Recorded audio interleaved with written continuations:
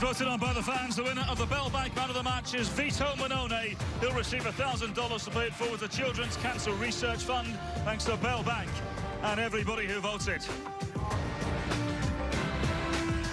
Well, well, well.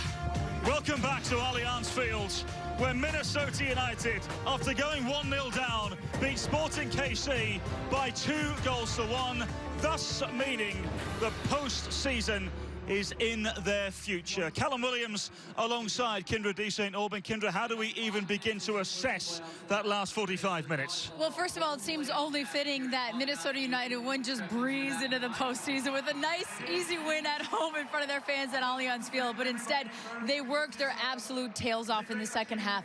They didn't put in the first 45 the performance that they would have liked. They went down, allowed a goal early.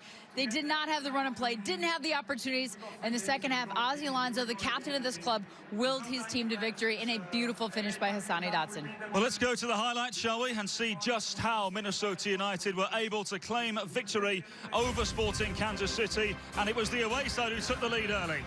Well, look, this was not against the run and play. This was Kansas City coming out on the road, on the front foot, in a game that they knew they had to win to keep their playoff hopes alive. They know Minnesota's got to get the victory to get in the postseason for the first time ever. And they get that goal early in the match, and Minnesota United, they didn't respond 5 minutes later or 10 minutes later. It took until the second 45 to get on their horse, to get going.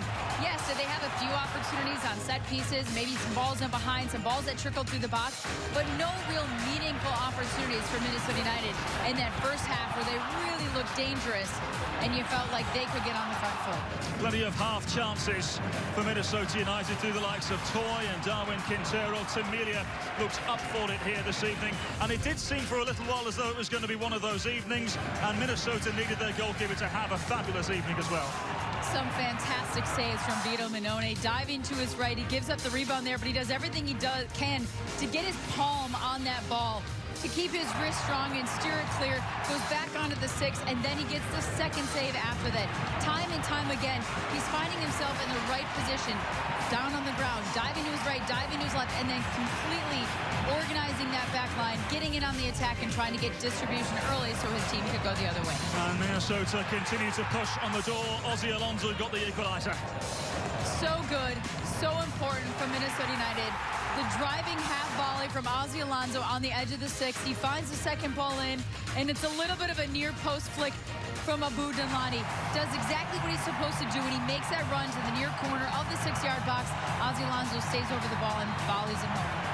And there was plenty more where that came from. Romain Métanire once again having a really solid evening. Well, and quite honestly, could we have two candidates for Defender of the Year? Romain Métanire, time and time again, comes up with some fantastic plays defensively, but also offensively. He's creative in that final third. Right there, he tries to switch it up. Too often, and often at times, he goes and he plays that ball in, he serves the cross, but instead he's placed a through ball. This time again, look at that little bit of a toe poke right on the foot of Bucio. He's just about to nail it home past Vito Manone as Manone had to step to the ball, and Métanire saves today. Romain Métanire having a fine evening, but not as fine as Hassani Dotson, who'll remember this evening for a long, long time. And first, Hassani Dotson splits the two defenders to find Ozzy Alonso. Instead of going down the right-hand side, down the line to Romain Métanire, he splits it, finds Ozzy Alonso. Alonso plays it back into his feet, and he waits and waits. Right there, a little bit of a fake to find his opening, to find his space so the shot won't get blocked, and he buries it. Hassani Dotson claiming the headlines here inside the walls of Allianz Field, and there was plenty of celebration after. The Wonderwall were as loud and as boisterous as they have ever been, and Adrian Heath punching the air with pure, unbridled delight and joy. And the Golden Light stats look like this. Really, really good game between two very good sides, Kyndra. Well, and you know what? The stats don't always tell the truth, because Minnesota United, they climbed back in possession. They didn't have as many shots, tied on shots on goals, got the corner kicks they needed. It was a feisty game, a physical game from both sides. Both clubs playing all to play for right here, trying to get into that postseason or stay alive for the postseason opportunity. What a game this was for Minnesota United and Sporting Kansas City. Well, let's hear from the Bell Bank Man of the Match, Vito Manone, who's downstairs with Jamie Watson. Vito, you've played at some of the highest levels in the world. How does this moment right now, clinching a playoff spot in Allianz Field, compare? It's a great achievement by anyone, the fans, the team, the staff, everybody involved. We needed them to push us really hard today because it was tough. It was a tough game, and sometimes it goes your way, you know, when you fight and you put everything in, and this team has done it all year round, and now we deserve it. We deserve it to be there.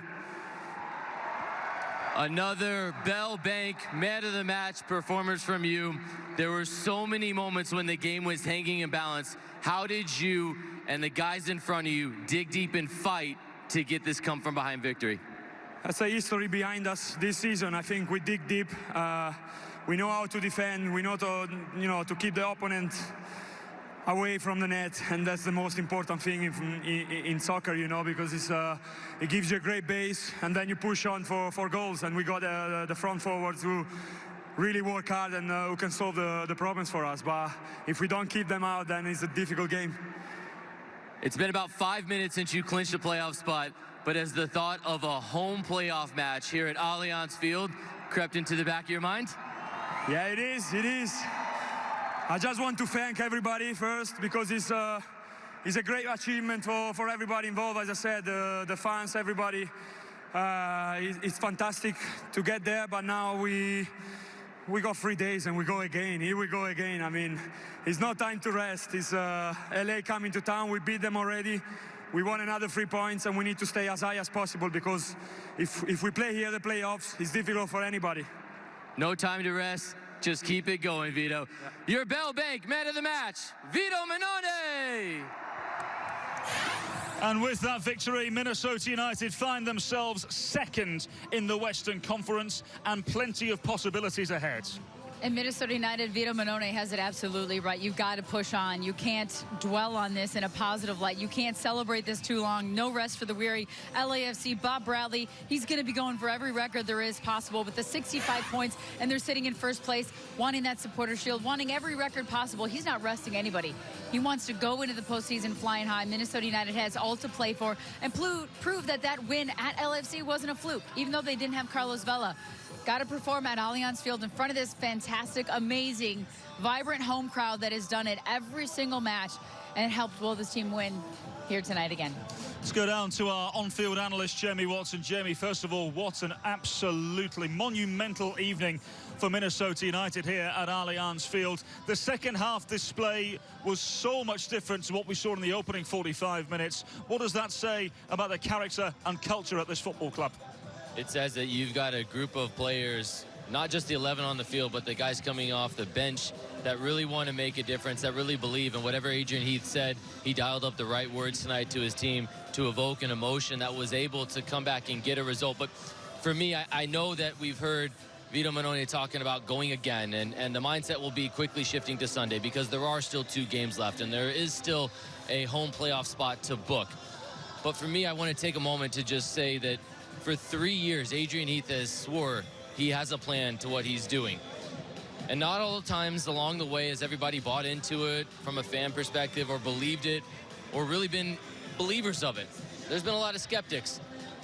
But this is the moment in which this is validation to what Adrian Heath, Manny Lagos, the front office, the ownership group have believed all along.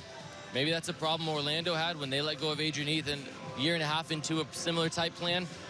But Bill McGuire, the ownership group, the technical director, Manny Lagos, and Adrian Heath and his staff promised a 3-year plan in which they would see themselves being a playoff contender. Mind you, they're an Open Cup finalist as well this year, and a team that looks like they can beat just about anybody in this league, particularly here at Allianz Field. You have to give credit where credit's due. When someone promised you something big and they deliver, sometimes you got to tip your cap and go, well played. Well played, Adrian Heath and your staff.